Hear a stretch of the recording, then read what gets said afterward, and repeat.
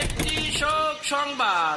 সুভাষপুর নিবাসী কাশেম মিয়া আজ সকাল 10 ঘটিকায় ইন্তেকাল করিয়াছে। আহারে, প্রতিদিন কেউ না কেউ মারা যাচ্ছে। দূর বেটা, এটা বইরে গেটা মারা গেছে, তাই নিয়ে এত চিল্লাচিল্লি করার কি আছে?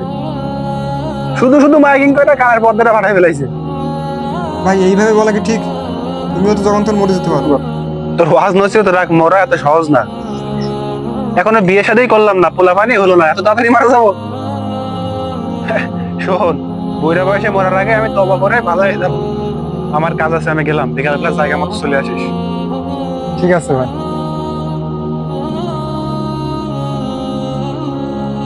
চা একটু চিনি বেশি দিন।